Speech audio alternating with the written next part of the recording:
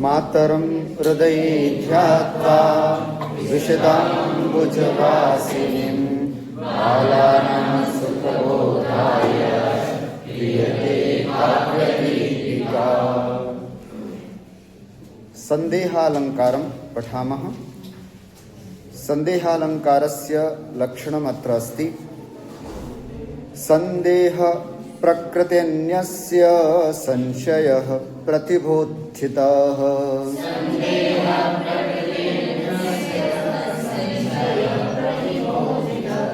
भेदोक्तौ तदनुक्तौ च द्विधासौ परिकीर्तितः।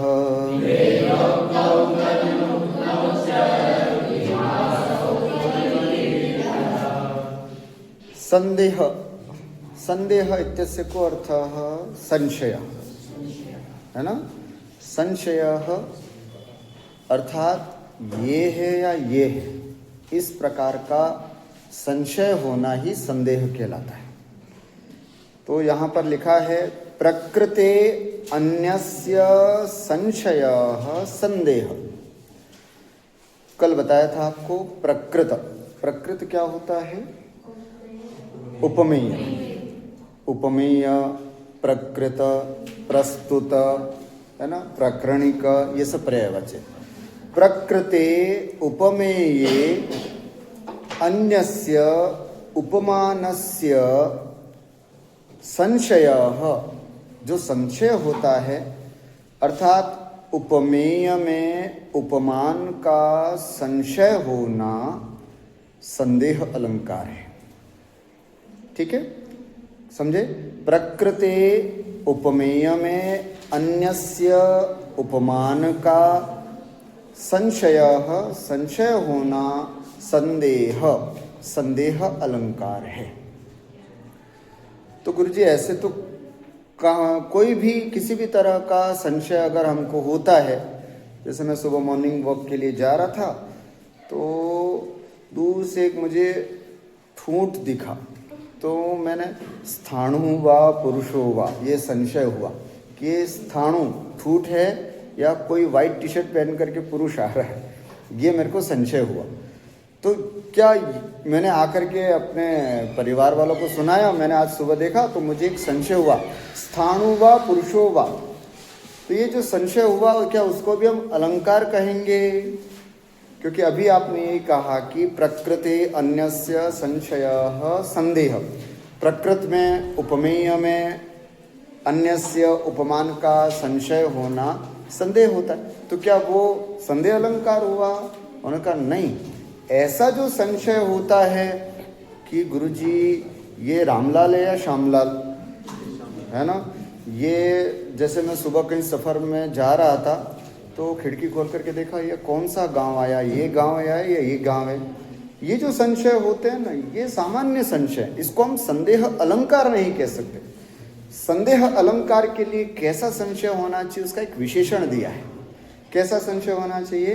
नहीं, एक लक्षण में देखो, एक विशेषण दिया है। कीदृशोऽयं संशय प्रतिबोधितः संशय। आपकी प्रतिभा से निकल करके आना चाहिए वो संशय। उपमेय में उपमान का संशय संदेह अलंकार होता है। अगर ऐसा आपने परीक्षा में लिख लिया तो आधे से भी आधा नंबर मिलेगा, जब तक ये विशेषण नहीं लगाएंगे।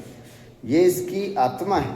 प्रतिबोधितः संशय, प्रतिभा से उत्पन्न, अर्थात आपकी जबरदस्त कल्पना के द्वारा निकल करके आया जो संशय है, वो संशय संदेह अलंकार होगा, न कि सामान्य ये छात्र ये है या वो है, स्थाणु है या पुरुष है।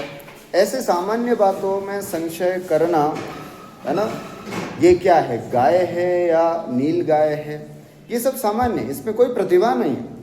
प्रतिबोधितः संशय एव संदेह अलंकारः उच्यते इति अत्र लिखितमस्ति। वृत्तौ पश्यतु। प्रकृते इति पदस्य को अर्थः उपमेये। प्रकृत का मतलब क्या होता है? उपमेये। अन्यस्य नाम उपमानस्य, उपमेये उपमानस्य संशयः। प्रतिबोधितः, गुरुजी आप इसमें प्रतिबोधितः कहते हैं, तो प्रतिभा क्या होती है? तो कहते हैं कवि प्रौढ़ोक्ति ही प्रतिभा। कवि की प्रौढ़ता से युक्त जो कथन होता है उसको हम कहते हैं प्रतिभा। अर्थात कवि अपनी अनुपम कल्पना के माध्यम से जो कथन करता है वो कहलाती है प्रतिभा। तो प्रतिभोत्थित, प्रतिभा से उत्पन्न, है ना, क्या लिखा है, प्रतिभा नाम कवि प्रौढ़ोक्ति ही तया उत्थित, उससे उत्पन्न जो संशय होता है उसे ही हम संदेह अलंकार कहते हैं। तेन, इस कारण से, स्थाणुर्वा पुरुषो वा इति संदेह नायम अलंकार। अगर ऐसा कोई छोटा मोटा संदेह हो रहा है कि ये स्थाणु है या पुरुष है, ऐसे संदेह में कोई, जैसे कोई दो जुड़वा बहन है, एक का नाम सीता एक का नाम गीता, दोनों को देखकर ये यम सीता है अथवा गीता, ये संदेह हो रहा है, तो इसको हम संदेह अलंकार नहीं कहेंगे, ये सामान्य है, संशय, इसको क्या बोलेंगे हम, संशय। संदेहालंकारः नास्ति अत्र संशयः अस्ति। अच्छा, दूसरी पंक्ति में लिखा है भेदोक्तौ तदनुक्तौ च द्विधासौ परिकीर्तितः। असौ संदेहालंकारः द्विधा परिकीर्तितः, दो प्रकार का बताया गया। मतलब यह संदेह अलंकार दो प्रकार का होता है।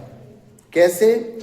भेदोक्तौ भेदानुक्तौ इति, अर्थात भेद का मतलब है वैधर्म्य, नीचे वृत्ति में लिखा है भेदः वैधर्म्य, अर्थात वैधर्म्य जिसमें कहे जाएं वो, और जहां पर वैधर्म्य नहीं कहे जाएं, ऐसी स्थिति है ना। एक होता है साधर्म्य और एक होता है वैधर्म्य, अर्थात जहां साधारण धर्म समान हो वो साधर्म्य, और जहां साधारण धर्म समान नहीं हो उसे क्या बोलते हैं, वैधर्म्य।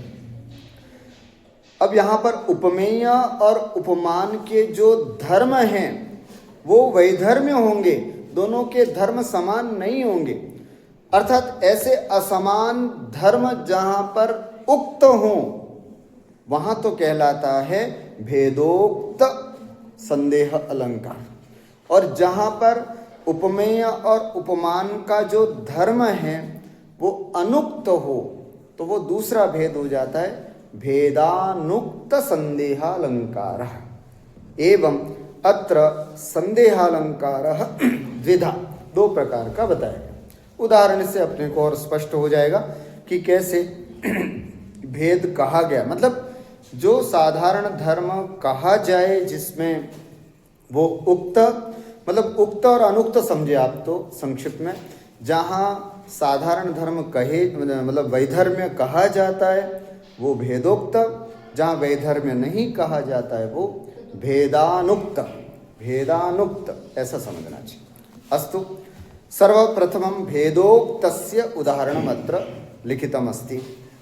एकवारम् उच्चारणं कुर्मः। अयं मार्तण्डः किं स खलु तुर्घैः सप्तभिरितः,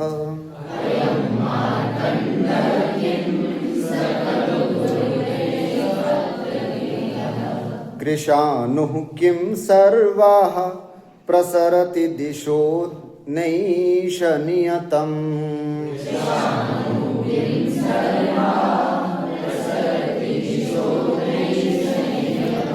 कृतान्तः किं साक्षात् महिषवहनो साविति चिरम्,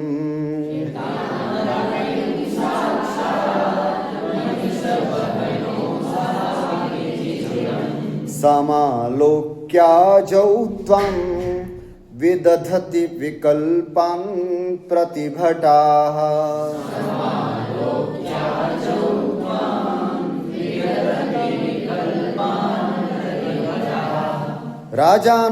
राजानम प्रति कस्यचित् उक्तिरियम्।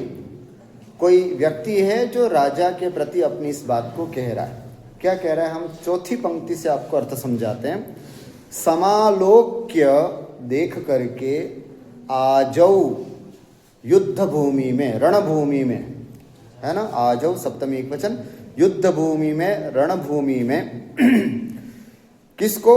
त्वाम, त्वाम समालोक्य, आजौ त्वाम समालोक्य, युद्ध भूमि में, रणभूमि में आपको देख करके प्रतिभटाः विकल्पान विदधति। प्रतिभटाः माने शत्रु पक्ष के जो सैनिक हैं वो विकल्पान विदधति, ऐसे विकल्पों को करते हैं। मतलब जैसे हे राजन, आप युद्ध भूमि में जैसे ही जाते हो, आपके तेज, आपके पराक्रम, आपकी स्फूर्ति और ऊर्जा को देख करके लोग इस तरह से विकल्प करते हैं। क्या विकल्प करते हैं? सबसे पहले अयम मार्तंड, और बाप रे ये सूर्य है क्या? आपको आता हुआ देख करके, है ना, शत्रु सेना के जो लोग, बाप रे ये सूर्य आ रहा है क्या? अयम मार्तंड किम, मार्तंड का मतलब सूर्य, ये सूर्य है क्या? फिर कहते नहीं नहीं नहीं, सूर्य नहीं हो सकता। क्यों? क्योंकि सूर्य एक रथ पर आता है क्या? नहीं, सप्तभी ही तुरगई ही इतः, अर्थात सूर्य के कितने अश्व होते हैं? 7 अश्व, और इनके तो 2 या 3 अश्व लगे हुए हैं। नहीं नहीं, ये सूर्य नहीं हो सकता। संदेह अलंकार पढ़ रहे अपन। प्रस्तुत कौन है? राजा, और अप्रस्तुत कौन है? सूर्य। अलग अलग आएंगे सब, उसमें संदेह। ये राजा सूर्य है क्या? अयम मार्तंडः किम? न सखलु तुरगई, सप्तभी ही तुरगई ही। अरे भाई वो तो हो नहीं सकता, क्योंकि वो तो 7 तुरगई ही इतः प्राप्त, वो तो 7 अश्वों को प्राप्त है, 7 अश्वों से चलता है। सूर्य नहीं हो सकता। क्यों ऐसी कल्पना क्यों हुई?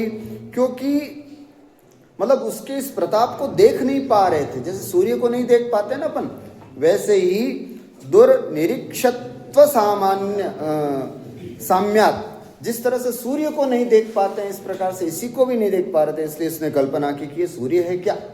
लेकिन पता चलता है कि नहीं, सूर्य नहीं है, क्योंकि सूर्य तो 7 अश्वों के साथ प्राप्त होता है, ये ऐसा नहीं है।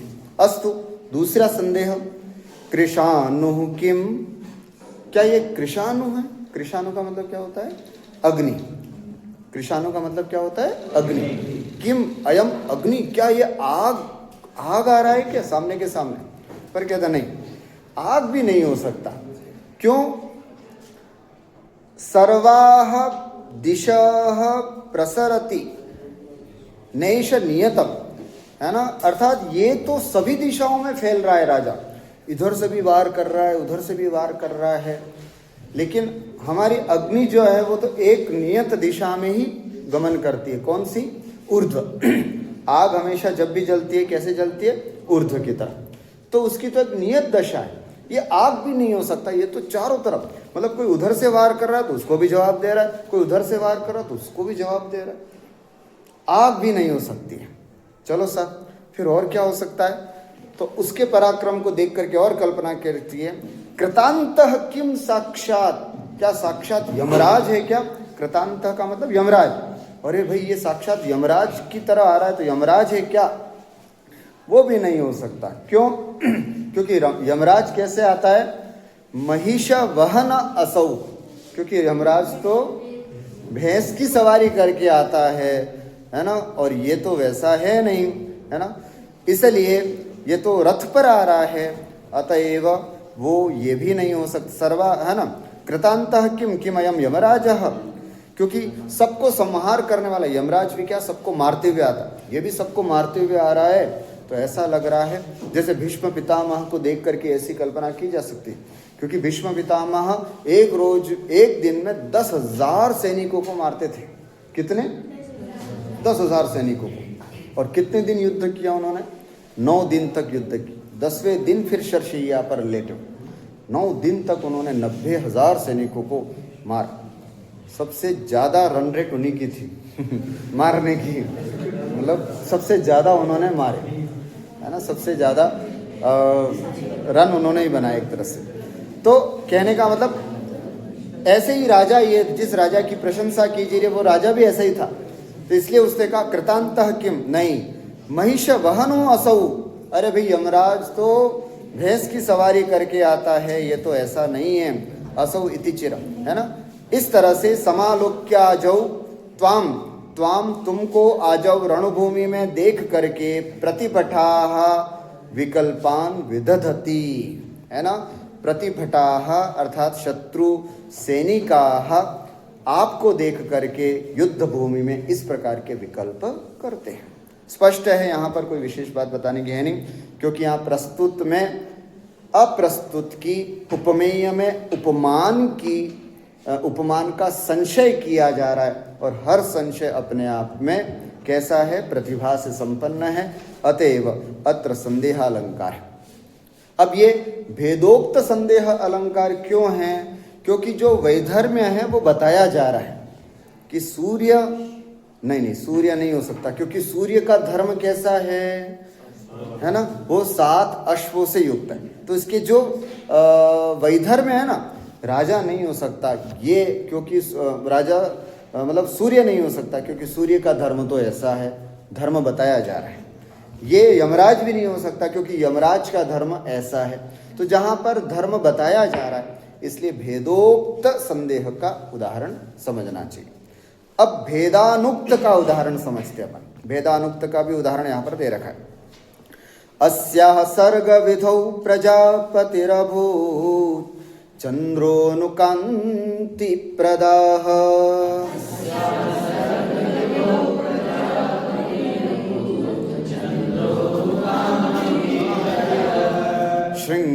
श्रृंगारैकरसः स्वयं नु मदनो मासोऽनुपोष्पाकरः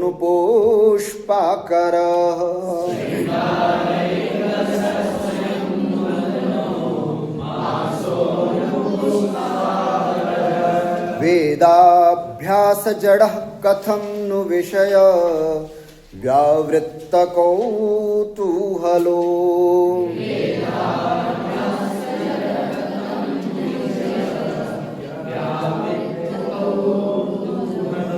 निर्मातुं प्रभवेन्मनोहरमिदं रूपं पुराणो मुनिः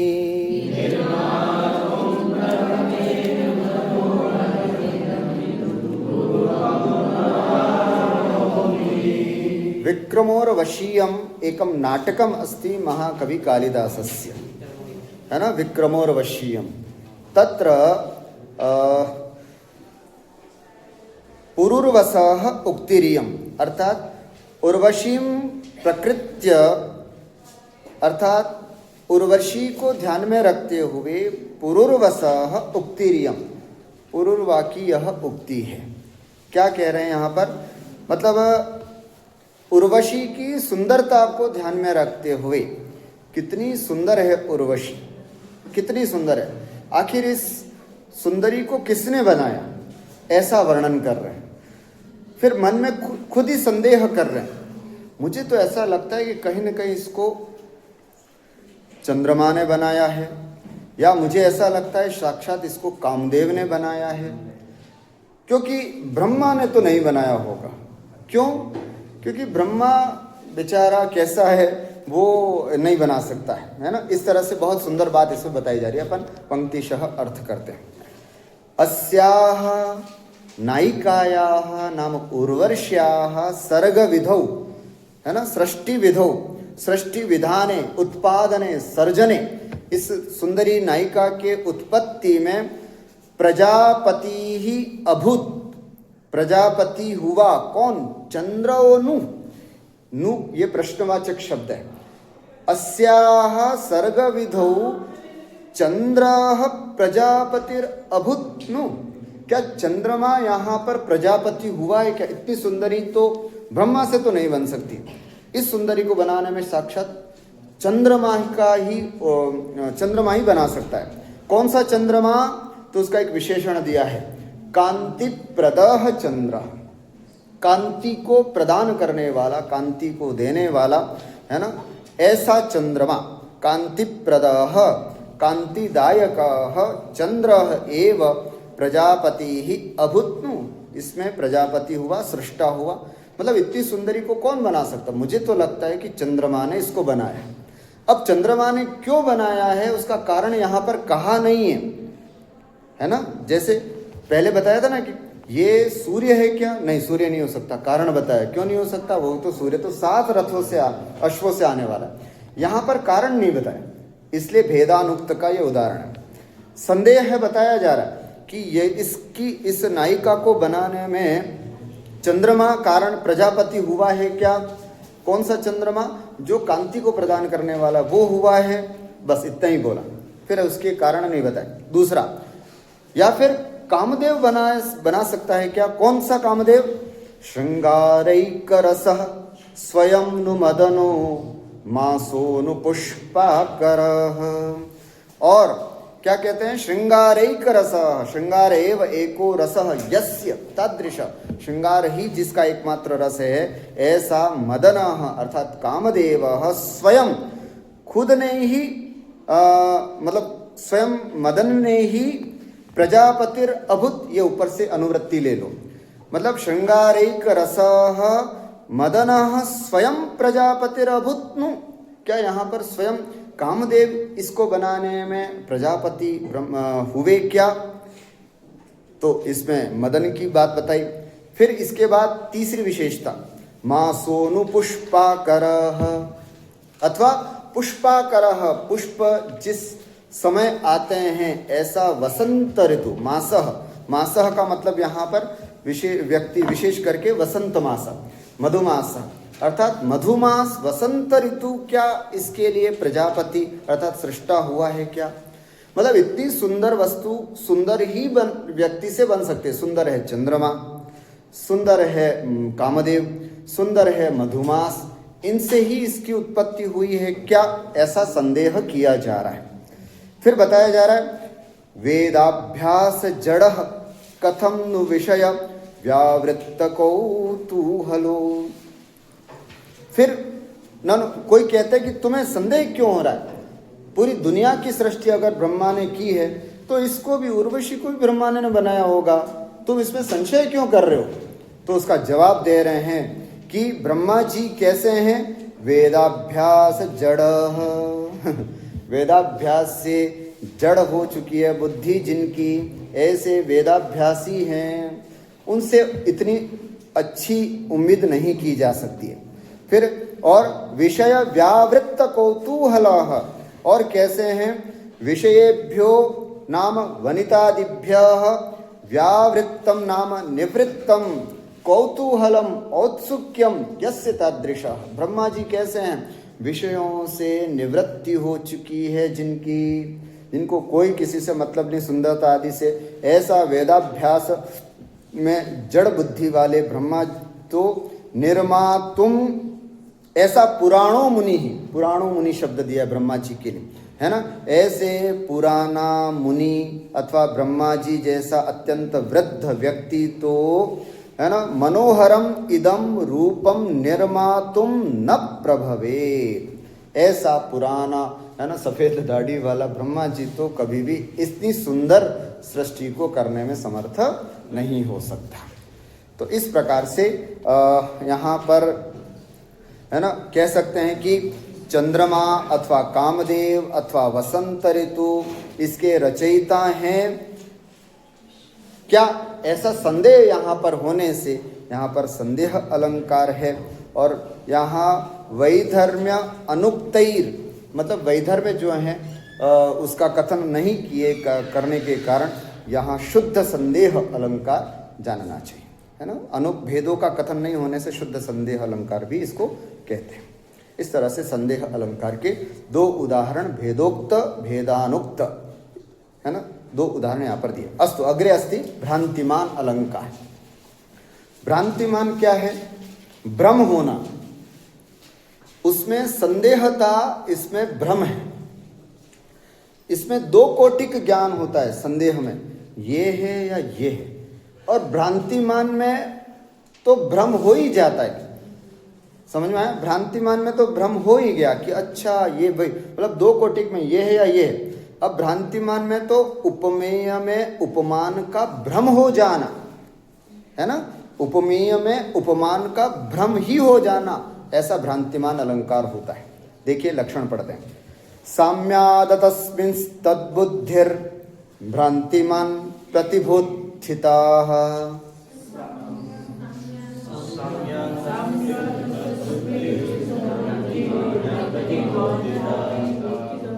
फिर से अच्छे से बोलो, है ना, मैं थोड़ा थोड़ा करके बोलता हूँ, बोलिए। साम्याद तस्मिन्, बोलो। तद्बुद्धिर् भ्रांतिमान प्रतिबोधिता। साम्याद तस्मिन् तद्बुद्धिर्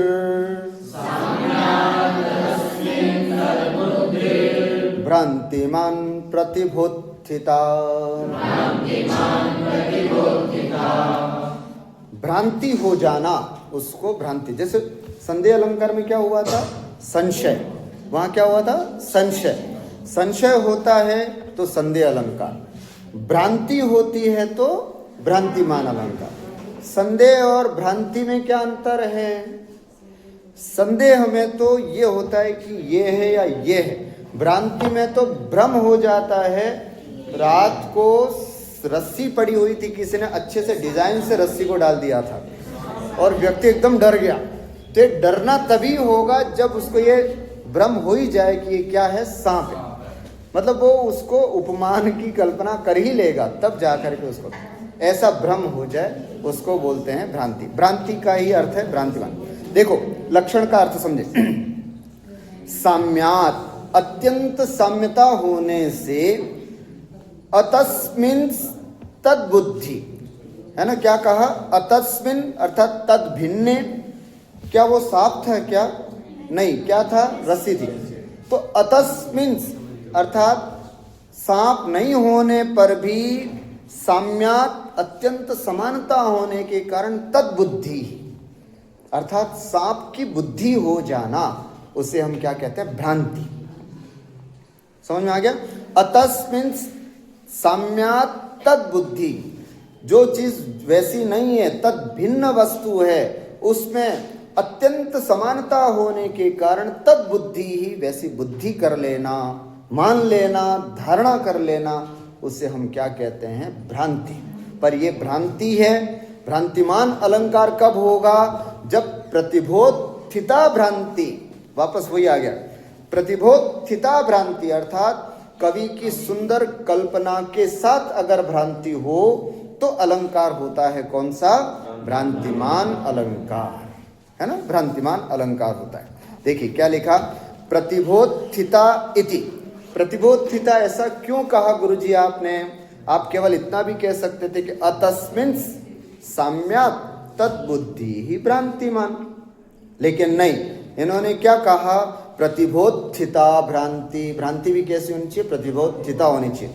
तो ऐसा क्यों कहा? अगर ऐसा नहीं कहेंगे तो साहब, शुक्तिकायाम रजतम इति भ्रांति नास्य अलंकारस्य विषयः। अरे भाई, सीप में चांदी की जो भ्रांति होती है ना, सीप जानते हो आप लोग, है ना, सीप में अच्छी चमकदार होती है सीप, कई बार रोड पर पड़ी रहती है तो लोग उसको उठा देते हैं, अरे बाप रे आज तो चांदी मिल गई। बाद में पता चला तो समुद्र के किनारे प्राय यह स्थिति होती है, एकदम वाइट बिल्कुल चांदी जैसी दिखती है, तो लोग उसको उठाने की कोशिश करते हैं, पर पता चलता अरे ये तो सीप है। भ्रांति बिल्कुल धारणा बिठा देती चांदी है, तभी वो नीचे झुकता है उसको लेने के। तो इसीलिए शुक्तिकायाम माने सीप में रजतम चांदी, ये कहीं भ्रांतिमान अलंकार न बन जाए, इसलिए यहाँ लक्षण में क्या पद जोड़ा? प्रतिबोधिता भ्रांति, अर्थात कवि की प्रतिभा से उत्पन्न हुई जो भ्रांति होती है उसे ही हम भ्रांतिमान अलंकार कहते हैं। जैसे उदाहरण के रूप में यहाँ पर बता रहे, महाराज श्रीमन जगति यशसा ते धवलिते,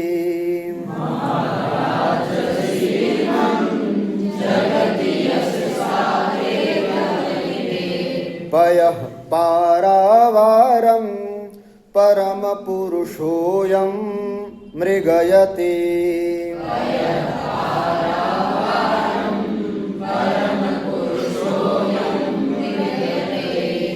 कपर्दी कैलासं करिवरमथायं कुलिशभृत्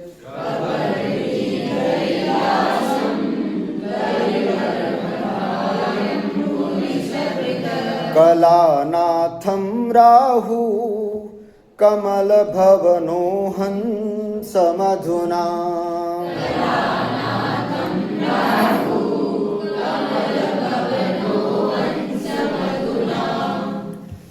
अत्रापि है ना साम्यम एव अस्ति किंतु प्रतिबोधिता साम्यता अस्ति अतएव अतस्मिन् तद्बुद्धि अत्र वर्णिता।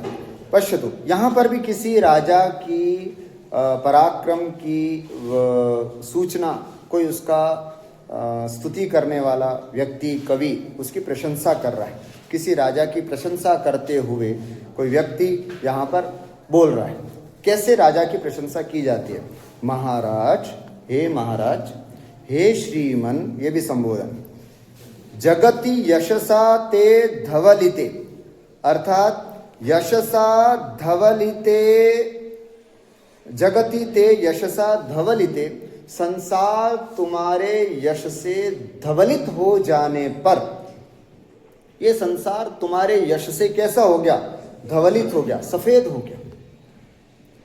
साहित्य में मैंने पहले भी बताया था कि यश के लिए एक कलर बताया जाता है, कीर्ति के लिए एक कलर बताया जाता है। कौन सा कलर है?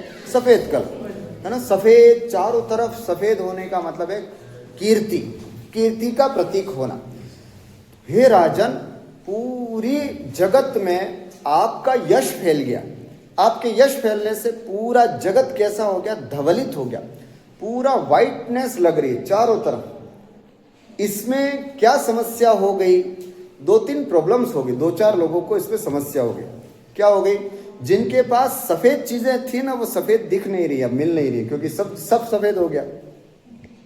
समझ रहे ना?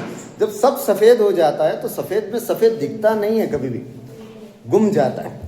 समझ में? मान लीजिए आपने व्हाइट शर्ट पहना और अगर उसमें व्हाइट पेन लगा दिया यहाँ पर, तो दिखता नहीं, जल्दी निखर करके नहीं आता। कॉन्ट्रास्ट होना चाहिए तो कलर दिख करके आता है।